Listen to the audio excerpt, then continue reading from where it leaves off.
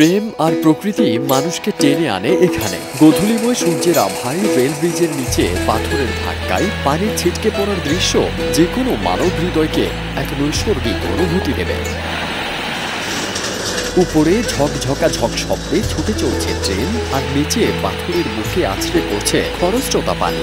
দূর থেকে মনে হবে যেন পাহাড়ের তলপেট থেকে কল কল শব্দে বেরিয়ে এসেছে অপরূপ এক প্রাকৃতিক সৌন্দর্য।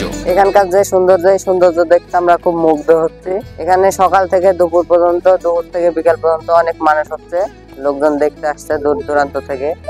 নাটোরের বড়াল রেল ব্রিজের বিকেলের রোদ পানিতে পড়ে ছড়িয়ে দেয় সোনালি ছিঁড়ে, আর সেই মোহনীয় সৌন্দর্য উপভোগ করতে অসংখ্য দর্শনার্থী প্রতিদিনই ভিড় জমান এখানে। কেউ পানিতে নেমে হাঁটেন, কেউ বা পাথরের উপর বসে ছবি তোলেন। কথায় আছে, প্রকৃতি মানুষকে দিলে দু হাত ভরে দেয়। পাহাড়ি ঝর্ণার মতো সৃষ্ট এই ঝর্ণাও নিজের সঙ্গে বয়ে এনেছে শ্রমজীবী ও শৌখিন মানুষের রিজিক। পানি কমে গেলে নদীর তলদেশে ঝাঁকি জাল, ঠেলা জাল ও ছিপ নিয়ে মাছ ধরতে আসেন অনেকে। বড়াল রেল ব্রিজের নিচে রুই, কাতলা, চিতল সহ হরেক রকমের মাছ পাওয়া যায়। এখানে এসে মাছ ধরার দাওয়াতও দিলেন এক স্থানীয় বাসিন্দা। অনেক রকমের মাছ ধরা পড়তেছে, রুই, কাতলা, চিতল সব ধরনের মাছ পড়তেছে।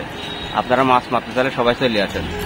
প্রত্যেক বছর নদীতে পানি আসে, তবে পানি নেমে যাবার সময় অপরূপ সুন্দর এক প্রাকৃতিক ঝর্ণার সৃষ্টি হয়। বাগাতি পাড়ায় বড়াল রেল ব্রিজে এসে কারো মন ভালো না হয়ে কোনো উপায় নেই। নদীর পানি আসে, পানি আসার পরে তারপরে পানি যখন নামে যায় তখন ঝর্ণার মতো এ জায়গায় পানি নামে। নামার পরে বিভিন্ন লোকজন আসে, দেখতে আসে, কেউ মাছ টাছ মারে, অনেকে ছবি তুলতে আসে, ট্রেন দেখতে আসে, ট্রেনের ছবি তোলে। প্রতি বছর বর্ষার শেষ দিকে বড়াল রেল ব্রিজের এই প্রাকৃতিক সৌন্দর্য আরো বেশি প্রাণ ফিরে পায়। মনোমুগ্ধকর ঝর্ণার এই রূপ বছরের পর বছর দর্শনার্থীদের কাছে টানে। স্থানীয়দের আশা, জায়গাটির সঠিক সংরক্ষণ হলে ভবিষ্যতে এটি একটি পর্যটন কেন্দ্র হিসেবেও গড়ে উঠতে পারে। ফারদিন সানি, দেশ রূপান্তর।